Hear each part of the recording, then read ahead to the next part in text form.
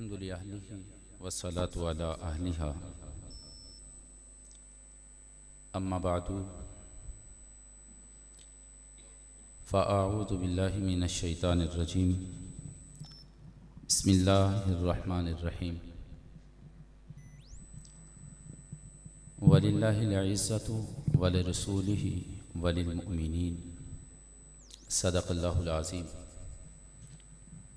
मौला सल्लि वसल्लिम दाइमन अबदा अला हबीबिका खैरिल खल्क़ि कुल्लिहिम हुवल हबीबुल्लज़ी तुरजा शफ़ाअतुहु लिकुल्लि हौलिन मिनल अहवालि मुक़तहिमी। मौला सल्लि वसल्लिम दाइमन अबदा अला हबीबिका खैरिल खल्क़ि कुल्लिहिम। तमाम अहबाब एक मरतबा बुलंद आवाज़ से दुरूद पाक पढ़ लीजिए। अस्सलातु वस्सलामु अलैका या सय्यदी या रसूल अल्लाह व अला आलिका व अस्हाबिका या सय्यदी या हबीबल्लाह।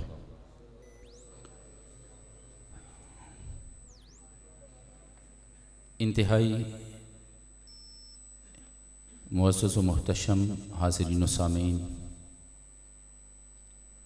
काबिल सद एहतराम उलमाए किराम, मशाइख़ अज़्ज़ाम,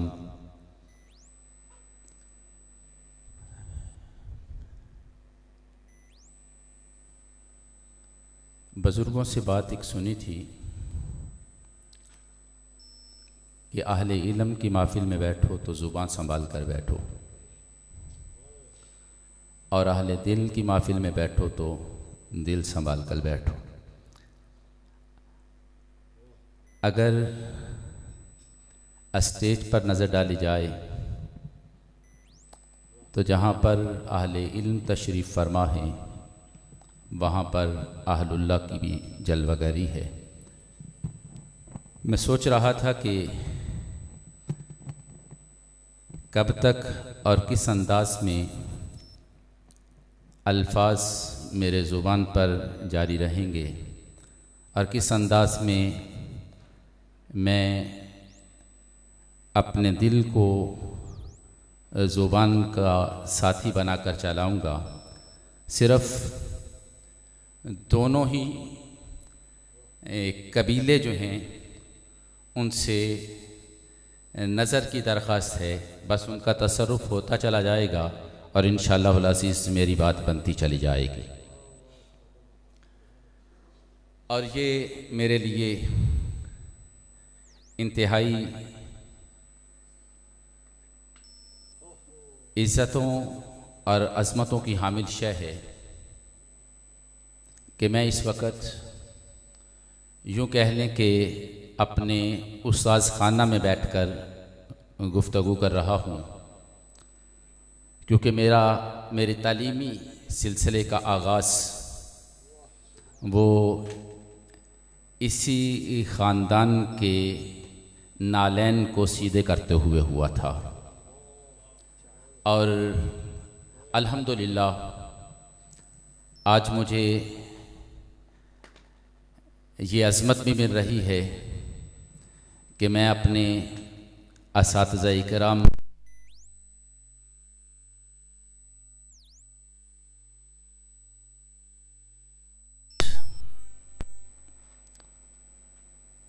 पीर तरीक़त रहबर शरीयत हज़रत अल्लामा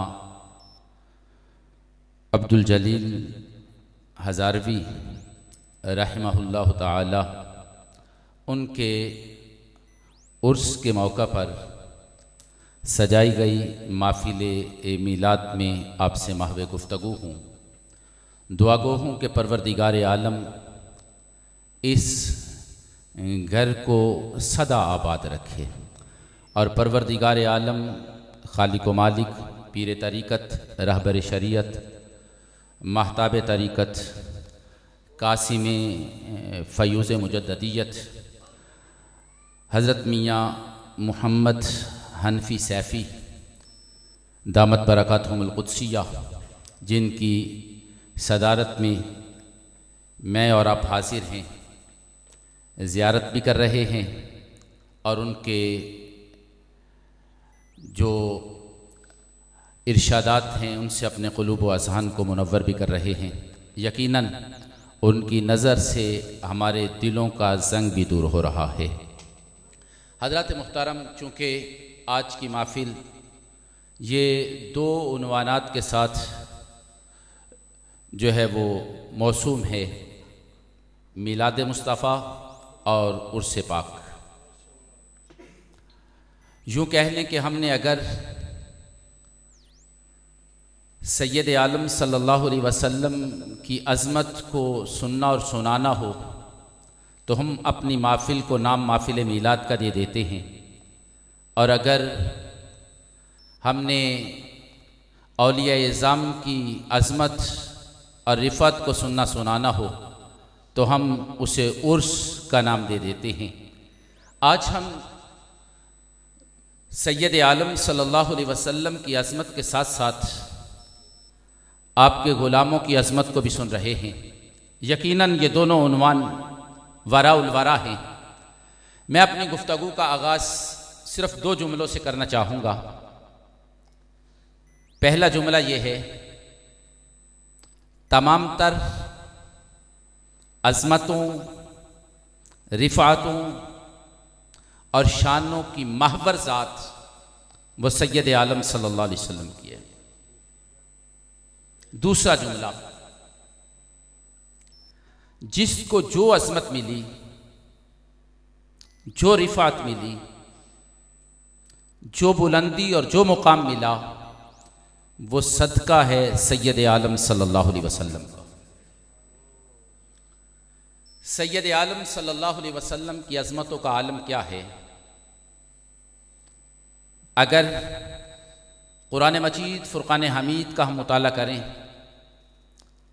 उलमा का जम्मे गफ़ीर है, उलमा को बात नहीं सुना रहा, सिर्फ़ अवामुन्नास की समातों की नज़र कर रहा हूँ। सैयद आलम सल्लल्लाहु अलैहि वसल्लम की अज़मत का आलम क्या है? अगर कुरान मजीद फ़ुरक़ान हमीद का हम मुताला करें, कुरान मजीद फ़ुरक़ान हमीद में परवरदिगार आलम ने हर नबी, हर रसूल जिसको खिताब किया उसका नाम लिया। आदम अलैहिस्सलाम को खिताब किया तो कहा या आदम। नूह अलैहिस्सलाम को खिताब फरमाया तो कहा या नूह। दाऊद अलैहिस्सलाम को खिताब किया तो कहा या दाऊद। यहां तक कि जिस नबी को रब ने खिताब फरमाया उसका नाम लिया।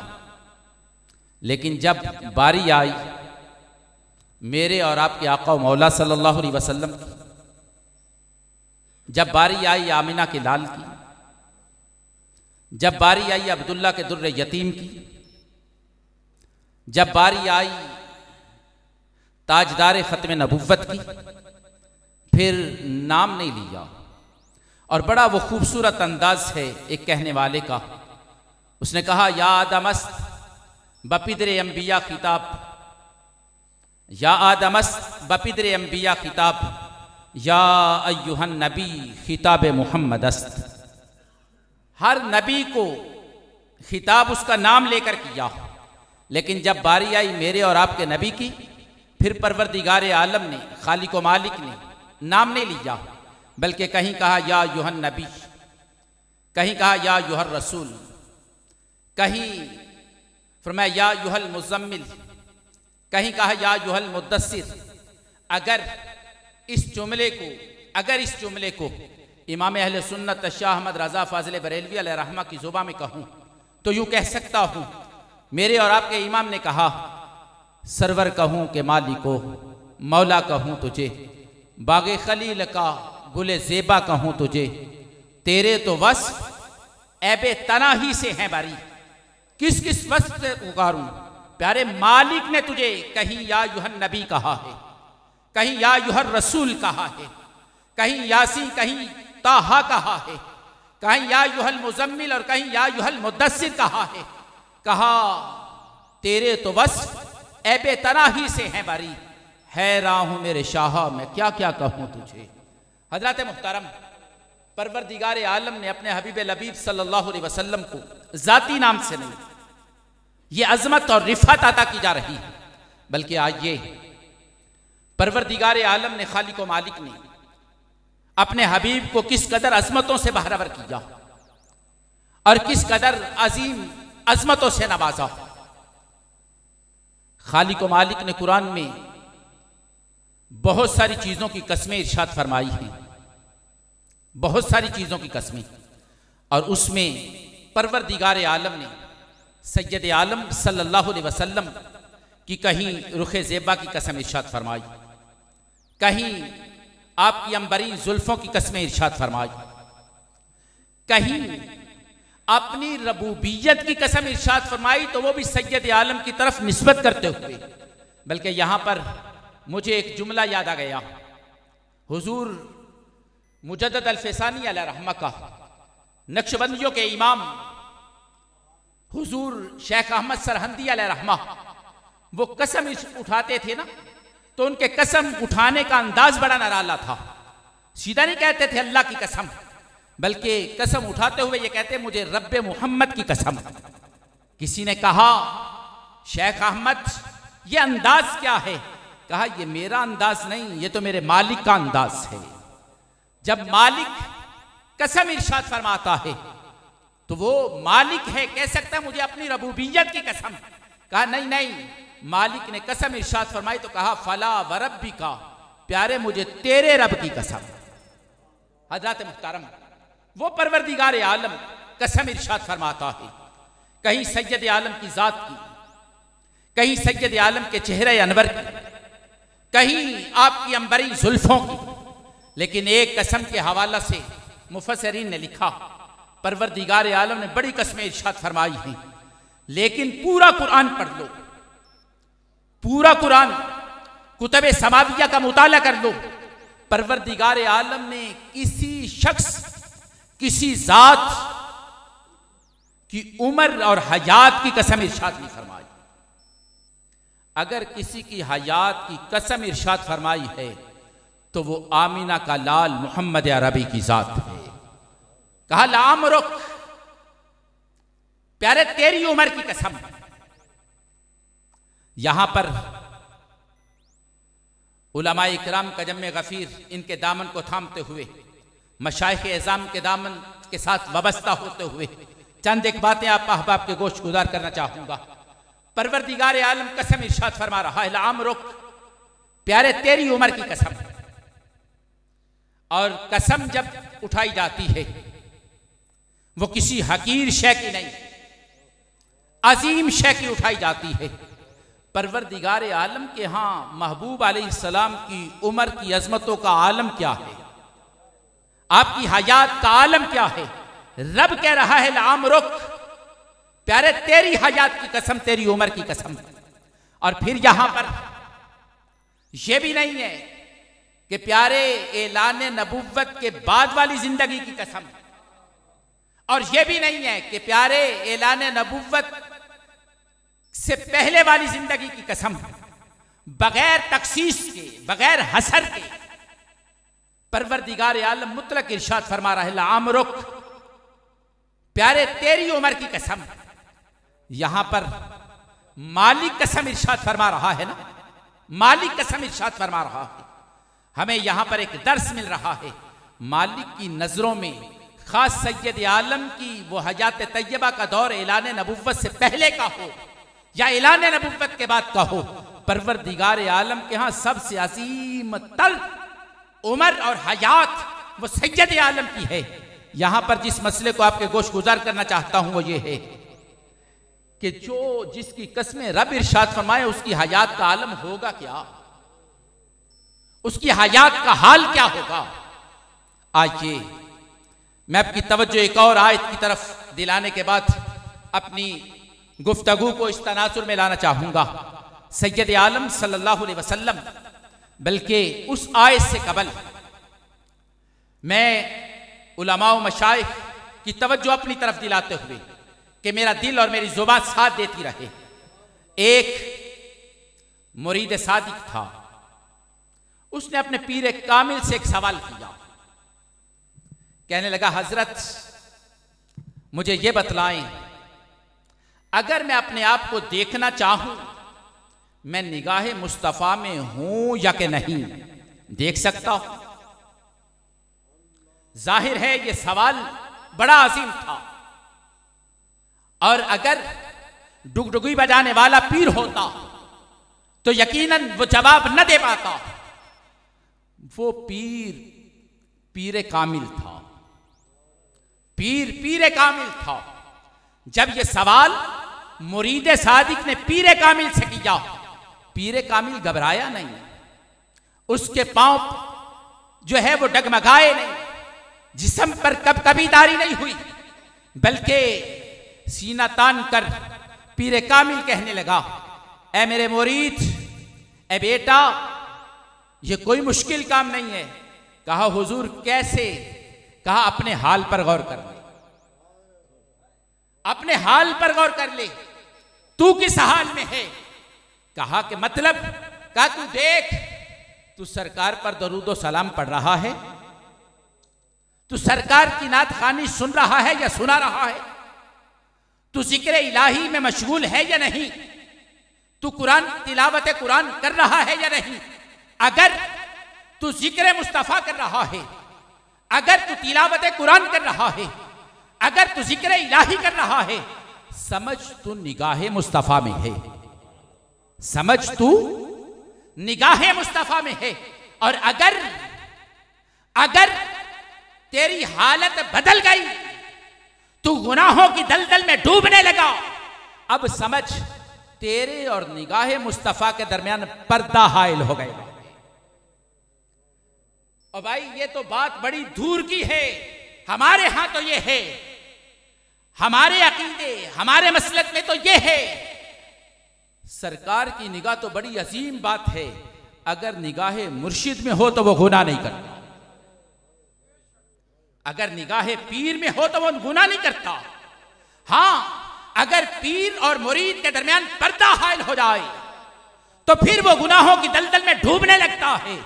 वो मुरीद सादिक ने जब सवाल किया, पीर कामिल ने जवाब दिया, ए बंदे खुदा, जब तक तू आमाले सालिहा कर रहा है, समझ तू निगाहे मुस्तफा में है, और अगर तेरे और निगाहे मुस्तफा के दरमियान पर्दा हाइल हो गया, तू गुनाहों में मुब्तला हो गया।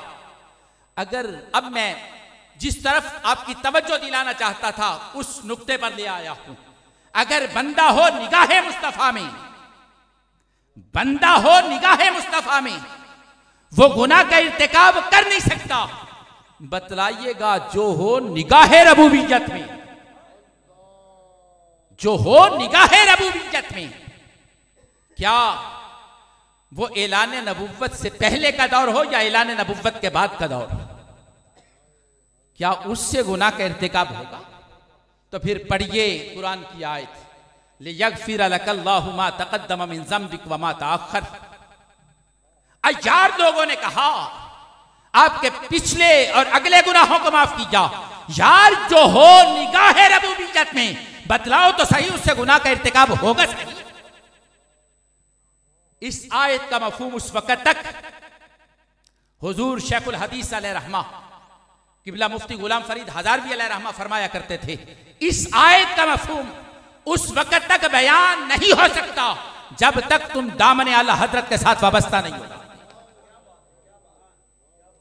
यगफिर लकल्लाहु मा तक़द्दम मिन ज़म्बिक व मा तअख़्ख़र। आइए, सैयद आलम सल्लल्लाहु अलैहि वसल्लम परवरदिगार आलम की निगाह में कब से हैं, कब से हैं? एक मकाम पर परवरदिगार आलम ने फरमाया, फ़इन्नका बिआजुनिना, प्यारे आप तो रहते ही हमारी नस्र रहमत में है। बल्कि यहां पर कहा जा सकता है कि कोई कहने वाला कह दे कि ज़ाहिरी हयात तैयबा जब इस दुनिया में जलवागर हुए उस वक्त से लेकर ज़ाहिरी हयात तैयबा के आखिरी सांस तक। बल्कि आइए, कुरान के एक दूसरे मकाम पर परवरदिगार आलम ने एक और बात कही, कहा सिर्फ ज़ाहिरी हयात तैयबा की बात नहीं, बल्कि अल्लज़ी यराका हीन तक़ूम व तक़ल्लुबका फ़िस्साजिदीन, कहा प्यारे, जब तू आदम की पेशानी में चमका था हमारी नजर रहमत में था, और जब अब्दुल्ला की पेशानी में चमक रहा था हमारी नजर रहमत में था, जब शिक में हव्वा में था हमारी नजर रहमत में था। गोया आदम से लेकर अब्दुल्ला तक और हजरत हव्वा से लेकर हजरत आमिना तक जहां जहां पर प्यारे तू रहा है हमारी नजर रहमत में रहा, हमारी नजर रहमत में रहा। हजरत मुहतरम, अब यहां पर एक और आयत की तरफ आपकी तवज्जो दिलाते हुए अपनी गुफ्तगू को आगे ले जाता हूं। परवरदिगार आलम इरशाद फरमा रहा है, खालिक व मालिक इरशाद फरमा रहे, प्यारे आप हमारी नजर रहमत में। और जो अब आइए फिर मैं जुमला दोहराने लगा हूं, यार अगर पीर कामिल हो तो अपने मुरीद को भटकने नहीं देता। नहीं, अगर नहीं इल्म और ये बात समझ नहीं आता तो इमाम फखरुद्दीन राजी से पूछ लो, तुम्हें भटकाने के लिए शैतान आया, बताओ बचलाने के लिए कौन आया था? बचाने के लिए कौन आया था? अभी मौलाना मोहम्मद आसिफ मोहम्मदी सैफी साहब बयान कर रहे थे, ये अकीदे की तब्दीली, ये जो है वो गुनाहों की दलदल और गंदे और गलीज अकीदे को अनवारो तजल्लियात से भरने के लिए कौन आया था? बल्कि आइए यहां पर मुझे फिर किबला उस्ताद ये गिरामी किबला मुफ्ती गुलाम फरीद हजारवी अलैहि रहमा की बात याद आ गई। ये खुद एक मर्तबा नहीं मुतअद्दिद बार मैंने सुनी। फरमाते हैं एक मौका ऐसा भी आया, मैं करीब था कि शिया होने का ऐलान कर देता, करीब था मैं शिया होने का ऐलान कर देता। जो सवाल उनके थे जवाब मेरे पास नहीं थे। मैंने उस दौर के जज्जद उलमा से राब्ता किया, कोई मुझे मुतमईन न कर सका। लेकिन फिर हुजूर गजाली ज़मा राज़िए दौरान अलैहि रहमा का मैं सोया खाम में आ गए। हुजूर गजाली ज़मा जलवागर हुए, कहा बेटा गुलाम फरीद बतला तेरे सवाल क्या है? कहा मैं एक एक सवाल करता गया, हुजूर गजाली ज़मा उसके जवाबात इरशाद फरमाते गए।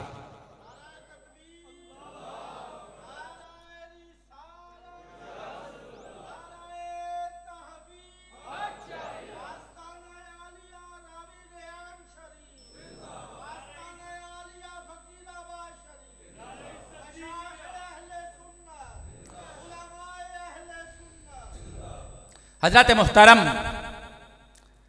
पीर पीर कामिल हो, मुरीद को राह रास्त से भटकने नहीं देता, नजर में होता है, वो उसे उलझने नहीं देता, राह रास्त से उसके पांव डगमगाते नहीं। बतलाइएगा जो निगाहे रबूबियत में हो वो गुमराह होगा सही? जो निगाहे रबूबियत में हो वो राय राज से भटकेगा सही? पढ़िए अब यहां पर फिर आयत, ववजदका दाल्लन फहदा, ववजदका दाल्लन फहदा। बड़े हजार लोगों ने यहां पर कह दिया आपको बेराह पाया, भटका हुआ पाया, भूला हुआ पाया, बहुत कुछ लिख दिया। लेकिन आइए जब मुस्तफा करीम के दरबारे गोहरबार में सर झुकाने वाले की तरफ देखा, उसने कहा ना ना, इसका माना यह नहीं है, बल्कि इसका माना यह तुझे अपनी मोहब्बत में वारफ्ता। बल्कि यहां पर एक है जिस ववजदका दाल्लन फहदा, ववजदा तलबा की तवज्जो चाहते हुए यह बात अर्ज कर रहा हूं। ववजदका दाल्लन फहदा यह रवायत हफ्स के मुताबिक है। काजी अय्याज अलैहि रहमान ने किताब शिफा में एक और रवायत नकल की। फरमाते वो 7 रिवायतें, 7 किरातें जिन पर कुरान पाक पढ़ा जाता है। एक वो जिस रवायत हफ्स जिसमें हम पढ़ते हैं, ववजदका दाल्लन फहदा। काजी अय्याज अलैहि रहमा फरमाते हैं कि एक किरात में है ववजदका दाल्लन फहदा, ववजदका दाल्लन फहदा। दाल्लन हो तो ये वाजदा का मफूल बनता है, दालुन हो तो ये वाजदा का फाइल बनता है। अब काजी अय्याज अलैहिर्रहमान ने बड़ा खूबसूरत जुमला यहां पर कहा वाजदा का दालुन फहादा। माना क्या है? कहा प्यारे जिस गुमराह ने आपको पाया वो हिदायत याफ्ता हो गया। जिस गुमराह ने आपको पा लिया वो हिदायत याफ्ता हो गया। हज़रत मुहतरम सैयद आलम की जात वो है जो हर लहजा हर लम्हा मालिक की निगाह रबूबियत में है। और आइए एक और अजमत की बात करते हुए अपनी गुफ्तगू को आगे ले जाता हूं। सैयद आलम सल्लल्लाहु अलैहि वसल्लम की जात अक़दस 1,24,000 कम पेश पैगम्बर अलैहिस्सलाम की जलवागरी हुई। हर नबी हर रसूल परवरदिगार आलम की सिफ्त का मजहर है, किसी ना किसी सिफ्त का मजहर। लेकिन मेरे और आपके आका ये सिफ्त के मजहर नहीं, ये जात के मजहर है। सारे अंबिया और रसूल सिफ्त के मजहर, लेकिन मेरे और आपके नबी जात के मजहर। दलील क्या है? कुरान मजीद फुरकान हमीद में 2 आयतें हैं। एक आयत वो जुमला सैयदना मूसा अलैहिस्सलाम का है और दूसरा मकाम वो जुमला सैयद आलम सल्लल्लाहु अलैहि वसल्लम का है। कुरान ने उसे महफूज किया। जब हजरत मूसा अलैहिस्सलाम अपनी कौम को लेकर निकले, पीछे फिरौन और उसका लाव लश्कर और उसके आगे पानी। कौम ने कहा मूसा, प्यारे मूसा हम मर गए, आगे भी मौत पीछे भी मौत। जब कौम ने यह जुमला कहा तो मूसा अलैहिस्सलाम ने वहां पर एक जुमला इरशाद फरमाया। कहा इन्ना माइया रब्बी, इन्ना माइया रब्बी, रब्बी सयाही। मेरे साथ मेरा रब है, वो मेरी रहनुमाई फरमाएगा। एक मकाम ऐसा ही सैयद आलम सल्लल्लाहु अलैहि वसल्लम का है। जब आप मक्का से निकले, मदीना तैयबा की तरफ रखते सफर बांधा, गारे सौर में जलवागर हुए। पीछे जो है वो ढूंढते ढूंढते कुफार गारे सौर तक पहुंच गए। यारे गार रफीके मेजार सैयदना सिद्दीक अकबर रज़ी अल्लाह ताला अन्हु साथ हैं। अर्ज किया हुजूर दुश्मन तो हम तक पहुंच गया। सैयद आलम ने वहां पर एक जुमला इरशाद फरमाया, फरमाया ला तहज़न इन्नल्लाह इन्नल्लाह इन्नल्लाह माना। ला तहज़न, गम न खा, अल्लाह हमारे साथ है। लेकिन इसकी वजाहत करने से पहले मैं एक जुमला कहना चाहूंगा। हर बंदा जब गुफ्तगू करता है तो अपने मनसब और मकाम के मुवाफिक करता है। जिस मनसब का वो हामिल होता है उस मनसब के मुताबिक उसकी गुफ्तगू होती है। अगर इसे समझना हो तो मैं कश्फुल महजूब के हवाला से सैयद हजवेर दाता अली हजवेरी अलैहिर्रहमा का हवाला देते हुए आपकी समातों की नजर ये बात करना चाहूंगा। हदीस आपने सुन रखी है, सिर्फ उसके 1-2 जुमलों की तरफ आपकी तवज्जो दिलाते हुए हुजूर दाता अली हजवेरी रहमतुल्लाह ताला अलैह का तबसरा आपके सामने रखना चाहूंगा। सैयद आलम जब मदीना तैयबा में जलवागर हुए, सहरी के वक्त आप गश्त फरमाते थे। मेरा सहाबी इस वक्त क्या कर रहा है? आपका गुजर सैयदना सिद्दीक अकबर के घर के करीब से हुआ। बड़ी आहिस्ता आवाज में, पस्त आवाज में जिक्र इलाही कर रहे हैं। गुजर गए। उमर फारूक रज़ी अल्लाह ताला अन्हु के घर से गुजर हुआ। बड़ी बुलंद आवाज से जिक्र इलाही हो रहा है। सुना, गुजर गए। सुबह शेखैन दोनों सरकार के यार सैयदना सिद्दीक अकबर, सैयदना फारूक आजम रज़ी अल्लाह ताला अन्हुमा सरकार की बारगाह में हाजिर हुए। अबू बकर आए। पूछा, अबू बकर बड़ी धीमी आवाज में जिक्र इलाही कर रहे थे। जवाब सुनिएगा। कहा हुजूर, जिसके साथ मैं मुनाजात कर रहा था, जिसके साथ मैं महवे गुफ्तगू था, जिसकी बारगाह में मैं इल्तिजाएं कर रहा था, वो आवाज का मोहताज नहीं, वो तो दिल की धड़कनों को सुनता है। उमर फारूक आ गए। कहे उमर, बड़ी बुलंद आवाज से जिक्र कर रहा था, सबब क्या है?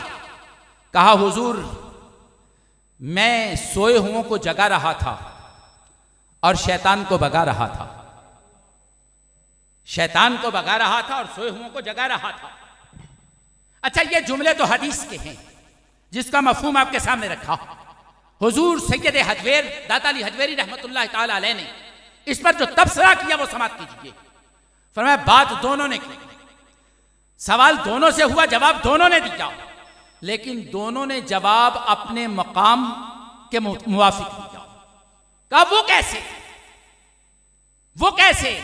कहा एक कह रहा है मैं उस जात से मुनाजात कर रहा था जो आवाज नहीं, वो तो दिल की धड़कनों को सुनता है। और दूसरे ने कहा कि मैं शैतान को भगा रहा था और सोए हुओं को जगा रहा था। कहा दोनों ने अपने मकाम के मुताबिक बात कही। एक ने कहा हुजूर, मैं अभी मुकाम मुजाहदा पर फाइज हूं, यह सूफिया की नजर जुमला कर रहा हूं। हुजूर दाता अली हजवेरी रहमतुल्लाह ताला अलैह फरमा रहे, फरमाया कि मैंने जो इससे नतीजा अखज किया वो ये है, उमर ये कह रहे हैं प्यारे मैं मुकाम मुजाहदा पर फाइज हूं, लेकिन सिद्दीक ने कहा क्या कहा, नक्शबंदियों के इमाम ने क्या कहा, सैयद आलम सल्लल्लाहु अलैहि वसल्लम के हमराज ने क्या कहा, रफीके मेज़ार ने क्या कहा। कहा हुजूर मैं मुकाम मुजाहदा पर नहीं, मैं तो मुकाम मुशाहदा पर फाइज हो चुका, मैं तो अपने मालिक से हम कलाम हूं, उससे महबे गुफ्तगू हूं, उसकी सुन भी रहा हूं, उसे सुना भी रहा। आइए इस बात को समझने के बाद मूसा अलैहिस्सलाम ने भी जुमला कहा, इन्ना माइया रब्बी, मेरे साथ मेरा रब है। सैयद आलम ने भी जुमला कहा इन्ना अल्लाह माना, अल्लाह हमारे साथ है। बतलाया क्या? उन्होंने उलूहियत की बात नहीं कही, रबूबियत की बात कही है, और रबूबियत की अल्लाह की सिफ्त है। कहा कि मैं सिफ्त का मजहर हूं, और सैयद आलम ने कहा इन्ना अल्लाह, उसका जाती नाम लिया। कहा मैं सिफ्त का मजहर नहीं हूं, मैं जात का मजहर। सारे अंबिया और रसूल सिफ्त के मजहर, मेरे और आपके आका जात के मजहर। और आइए इस पर एक और दलील भी आपकी समातों की नजर करता चला जाऊं। अगर बंदा हो सिफ्त का मजहर, यानी जिस मकाम का हामिल है, तकाजा उससे अगले बात का कर दे तो उसे रोक दिया जाता है। कहा जाता है ना भाई, मूसा अलैहिस्सलाम थे सिफ्त के मजहर। कहा क्या? जब कलाम को सुना ना, कलाम सिफ्त है रब की, कलाम को सुना, उसकी लज्जत को पाया, तकाजा क्या कर दिया? रब्बी आरिनी। यहां पर भी जो जुमला कहा वो वही है, रब्बी, ए मेरे रब, रब्बी आरिनी, मालिक मुझे अपना आप दिखला। सिफ्त के मजहर जात का मुतालबा किया। आवाज क्या आई? लन तरानी, तू नहीं देख सकता। क्यों? इस वजह से कि तू सिफ्त का मजहर है, और जो जात का मजहर होगा उसे तकाजे की जरूरत नहीं पेश आएगी। वो मेहानी के घर में आराम फरमा होगा, मैं खुद जिब्रील को भेजूंगा, जिब्रील जाओ, जाकर कहो रब तेरे दीदार का मुश्ताक। जो सिफ्त का मजहर वो सिफ्त की बात करे, और जो जात का मजहर है वो जात की बात करे। हाँ आइए इससे अगली बात भी आपकी समातों की नजर करना चाहूंगा। वो सिफ्त का मजहर जब जात का तकाजा कर ली जाओ, कहा लन तरानी, तू नहीं देख सकता। हाँ हम एक तजल्ली डालते हैं, एक तजल्ली, फलम्मा तजल्ला रब्बहू लिल जबल, एक तजल्ली डालते हैं, उसे देखिए। तजल्ली डाली पहाड़ पर, कुरान कहता क्या है? जालहू दक्का, पहाड़ रेजा रेजा हो गया, बर्दाश्त ना कर पाए। वखर्रा मूसा साइका, मूसा अलैहिस्सलाम मदहोश होकर जमीन पर तशरीफ फरमा हुए। एक तजल्ली को देखा, बर्दाश्त नहीं कर पाए। एक तजल्ली को देखा, तजल्ली भी बराए रास्त नहीं देखी, तजल्ली पड़ी पहाड़ पर, पहाड़ के वास्ता से देखी, बर्दाश्त न कर सके क्योंकि सिफ्त के मजहर थे। और जो जात का मजहर, उसने एक तजल्ली नहीं मंबई तजल्लियात को देखा, उसने एक नूर नहीं मरकजी अनवार को देखा। और फिर यह भी नहीं कि उससे बर्दाश्त नहीं कर सके, बल्कि कुरान कहता है मा जागल बसर व मा तगा, ना आंख चुदियाई ना हद से तजावुज की, जी भरकर अपने मालिक को अपने सर की आंखों से देखा, जी भरकर अपने सर की आंखों से अपने मालिक को। जो जात का मसहर जात उसके लिए, जो सिफ्त का मसहर सिफ्त उसके लिए। और आइए इस हवाला से आखिरी बात कर रहा हूं।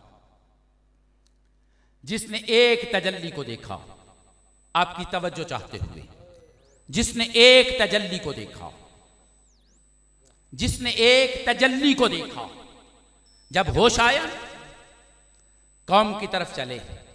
इसे काजी अय्याज अलैहिर्रहमा ने भी लिखा, इमाम जलालुद्दीन सयूती अलैहिर्रहमा ने भी लिखा। जब होश आया उठे, कौम की तरफ चले। आवाज आई, प्यारे मूसा किस तरफ का इरादा है? कहा मालिक कौम की तरफ, मालिक कौम की तरफ जा रहा हूं। कहा ठहर, पहले अपने चेहरे पर निकाब डाल, पहले अपने चेहरे पर पर्दा डाल। मालिक क्या हुआ? कहा तूने हमारी एक तजल्ली को नहीं देखा, उसने तेरे हुस्न को चार चांद लगा दिए। अब जो शख्स बगैर हिजाब के, बगैर निकाब के, बगैर पर्दे के तुझे देखेगा, बर्दाश्त नहीं कर पाएगा, मर जाएगा। यारो एक एक तजल्ली को देखने वाला, उसके हुस्न का आलम यह हो तो बतलाइएगा, जिसने मंबई तजल्लियात को देखा उसके हुस्न का आलम क्या होगा? जिसने मरकज़े तजल्लियात को देखा उसके हुस्न का आलम क्या होगा? फिर उसके हुस्न पर परवरदिगार आलम ने 70,000 पर्दों में छुपा कर बेचा, और उस 70,000 पर्दों में छुपे हुए को, असल को नहीं, 70,000 पर्दों के बाहर जिसने देखा, वो कह रहा है वह अहसन मिनका लम तरक़त तो आईनी, वो कह रहा है वह अजमल मिनका लम तलिदिन निसा। उसे देखकर कहा जा रहा है खुलिक़्ता मुबर्रअम मिन कुल्लि ऐबिन कअन्नका क़द खुलिक़्ता कमा तशा। हज़रत मुहतरम, सारी अज़मतें, सारी रिफ़ातें, सारे मकामात, सारी शानें परवरदिगार आलम ने मोहम्मद की झोली में डाल दी। और हां, जिसको जो शान मिली, दूसरा जुमला ये था, जिसको जो शान मिली, जो अज़मत मिली, वो सैयद आलम के सदक़े से मिली। जिसने अपना रिश्ता सैयद आलम से उस्तवार कर लिया, जिसने सैयद आलम के साथ अपना ताल्लुक उस्तवार कर लिया, अपना ताल्लुक जोड़ लिया। रब ने कहा, जोड़ने से पहले कहा, अभी रिश्ता जुड़ा न था तो कहा इन्नल इंसान लफी खुस्र, ये तो घाटे में है। जब रिश्ता जुड़ गया फिर कहा कद अफलहल मुमिनून। अब यूं कह लें जो हजरत अभी अपनी जुबान पाक से कह रहे थे, जब तक बिके न थे कोई पूछता न था, जब तक बिके न थे कोई पूछता न था, तूने खरीद कर मुझे अनमोल कर दिया। अगर रिश्ता जोड़ दो, सिर्फ कहो मोहम्मद रसूलुल्लाह, तो रब कहता है कामयाब हो गए। लेकिन आज तो हम एक बहुत बड़े मुत्तकी, बहुत बड़े मुत्तकी उसके उर्स की महफिल में है। ये तकवा कैसे मिलता है? अगर इमाम राजी से पूछो तो वो कहते हैं मन सलका सबील अल मुस्तफ़ा, जो हजरत फरमा रहे थे, अगर इस रास्ते पर चलना तो मन सलका सबील अल मुस्तफ़ा, बस सैयद आलम के कदमों में सर झुका दो। तकवा मिलता कैसे है? कुरान कहता है नमाज पढ़ो, इबादत करो, रोजा रखो, ज़कात दो, इबादत और रियाजत करो, नवाफिल अदा करो, शायद तुम्हें तकवा मिल जाए। ये नहीं, यकीनी बात नहीं है, यकीनी बात नहीं है। का या अय्युहन्नासु उबुदू रब्बकुमुल्लज़ी खलक़कुम वल्लज़ीना मिन क़ब्लिकुम लअल्लकुम तत्तक़ून, शायद तुम्हें तकवा मिल जाए। या अय्युहल्लज़ीना आमनू कुतिबा अलैकुमुस्सियाम कमा कुतिबा अलल्लज़ीना मिन क़ब्लिकुम लअल्लकुम तत्तक़ून, रोजे रखो शायद तुम्हें तकवा मिल जाए। लेकिन ऐसा भी कोई रास्ता है, ऐसा भी कोई रास्ता है कि बस परवरदिगार आलम तकवा अता कर दे, यकीनी बात हो? कहाँ एक रास्ता है, अगर मुस्तफ़ा के साथ रिश्ता उस्तवार कर लो ईमान मिलता है, अगर बारगाह रिसालत में आपके आदाब बजा लाओ तो मालिक तुम्हें तकवा अता फरमा देता है। सूरह हुजरात की आयत का मुताला कर लो, आखिर में एक जुमला कहा का उलाइकल्लज़ीना इम्तहनल्लाहु क़ुलूबहुम लित्तक़वा, कहा बस मुस्तफ़ा करीम के कदमों में सर झुका दो, परवरदिगार आलम तुम्हें मुत्तकी बना देगा। हज़रत मुहतरम खालिक व मालिक हमारी इस हाज़िरी को अपनी बारगाह में कबूल फरमाए। व आखिर दावाना अनिल हम्दुलिल्लाहि रब्बिल आलमीन।